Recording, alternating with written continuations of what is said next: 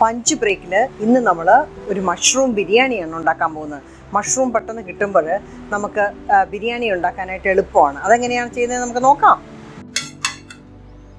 ഒരു 3/4 ചരുവം വെള്ളമാണ് ഞാൻ എടുത്തേക്കുന്നത്, അല്ലെങ്കിൽ തിളയ്ക്കുമ്പം തിളച്ച് തൂവും. അതുകൊണ്ട് അപ്പം അതിലേക്ക് ഒരു ഇത് വെട്ടി തിളയ്ക്കുമ്പം നമ്മൾ പട്ട, ഗ്രാമ്പൂ, ഏലക്ക എല്ലാം ഒരു 5 എണ്ണം വീതം, പട്ട പൊടിച്ചത് ഒരു 4-5 ഗ്രാമ്പൂ, ഒരു 4-5 ഏലക്ക, ഇതെല്ലാം മണത്തിന് വേണ്ടിയിട്ട് 1.5 ഗ്ലാസ് ജീരക റൈസും ഇട്ട് തിളപ്പിച്ച് വേവിച്ചെടുക്കും. ഓക്കെ, നോക്കാം. അപ്പം വെള്ളം വെട്ടി തിളച്ചിട്ടുണ്ട് നമ്മുടെ വെള്ളം. അതിലേക്ക് പട്ട, ഗ്രാമ്പൂ, ഏലക്ക, മസാലകളൊക്കെ മണത്തിനിട്ടു. ഇനി 1 സ്പൂൺ നിറച്ച് ഉപ്പിട്ടു. ഒരു ഇച്ചിരി കൂടി ഇട്ടേക്കാം. ഇനി അരി അതിലേക്കിട്ട് വേവട്ടെ. അപ്പം നമ്മുടെ മഷ്റൂം കണ്ടോ, 2ആയിട്ട് അരിഞ്ഞു വെച്ച് 4ആയിട്ട് കീറി വെച്ചേക്കാണ്. ഇത് ബട്ടൺ മഷ്റൂമാണ്. ബട്ടൺസ് പോലിരിക്കും. നമ്മളതിനെ 4ആയിട്ട് കീറി വെച്ചേക്കുന്നു. 2 വെള്ളമുളകും ചേർത്തിട്ടുണ്ട്.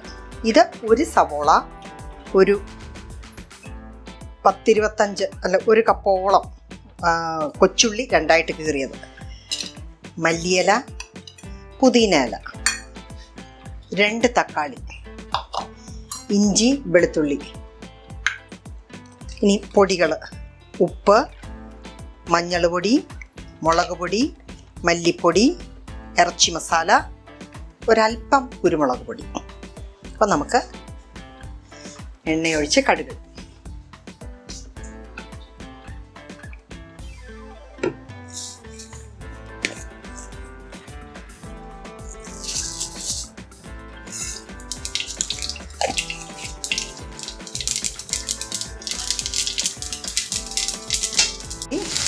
ഇഞ്ചി, വെളുത്തുള്ളി അരിഞ്ഞു വെച്ചത് ചേർത്തു. ഒരൽപ്പം പച്ചമണം പോയിക്കോട്ടെ.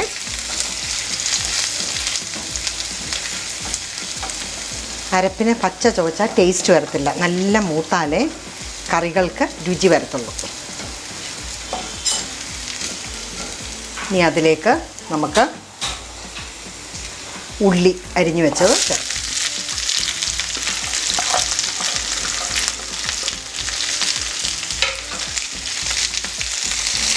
ഉള്ളി ഇടുമ്പോൾ നമുക്ക് ഉപ്പും കൂടെ ചേർത്ത് കൊടുക്കണം.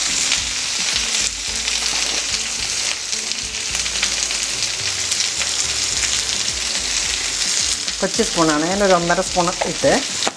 ഇനി ബാക്കി പിന്നെ നോക്കിയിട്ട് നമുക്ക് ചേർക്കാം. ഇത് നന്നായിട്ടൊന്ന് വഴരട്ടെ. അങ്ങനെ പൊടികളിടാം നമുക്ക്. ഇനി ഉള്ളി വഴന്നേ. ഒരു 1/2 സ്പൂൺ മഞ്ഞൾ പൊടി,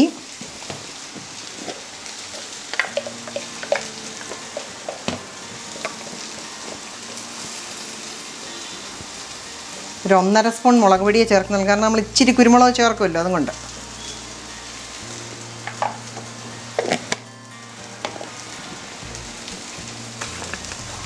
മല്ലിപ്പൊടി 1 ടേബിൾ സ്പൂണ്,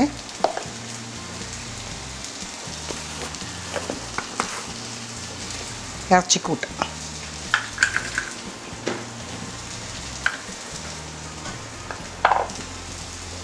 ഒന്നര ടീസ്പൂണ്, 1.5 അല്ല 2 ഇട്ടേ.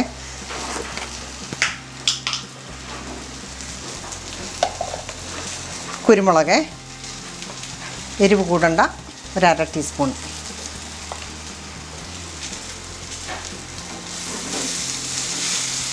ഇനി അത് നന്നായിട്ട് പച്ചമണം പോണമേ. അപ്പം നന്നായിട്ടൊന്ന് ഇളക്കട്ടെ.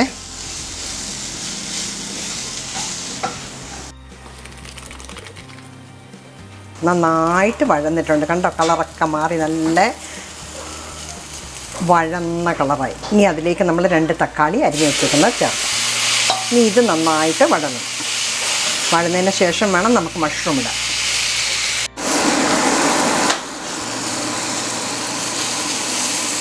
തക്കാളി ഇട്ട് വഴന്നിട്ടുണ്ട്. അതിലേക്ക് അപ്പം നമുക്ക് മഷ്റൂം ഇട്ട് കൊടുക്കാമേ.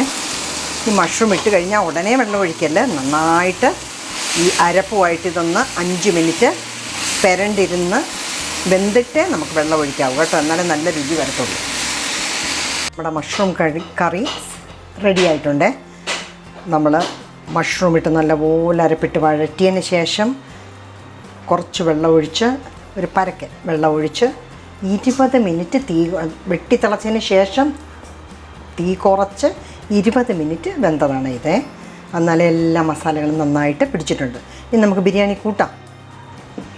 ഒരു ഉരുളി എടുത്ത് വെച്ചിട്ടുണ്ട്. അതിലേക്ക് സ്വല്പം നെയ്യ് നമുക്ക് അടിയിലേക്ക് ഇട്ട് കൊടുക്കാം.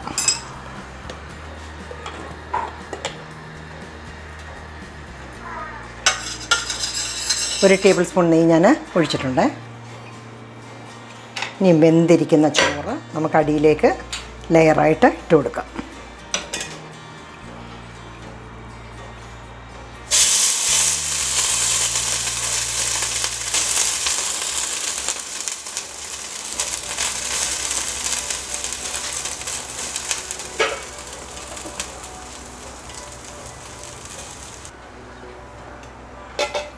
ഇനി അതിൻ്റെ ചോറിൻ്റെ മുകളിലേക്ക് കറി.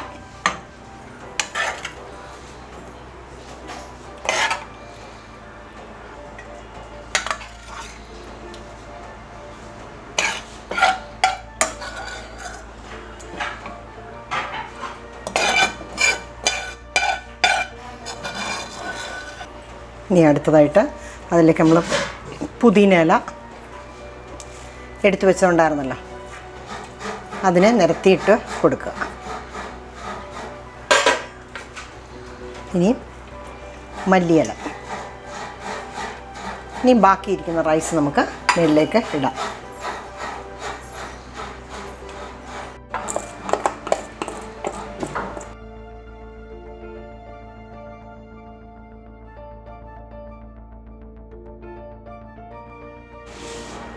ഒരല്പം നെയ്യൂടെ മേളിൽ കൊണ്ട് ഒഴിച്ച് കൊടുത്തതിന് ശേഷം ബാക്കി ഇലകൾ, നമുക്ക് മിച്ചം വന്ന ഇലകൾ മേളിൽ കൊണ്ടിട്ട് കൊടുക്കാം.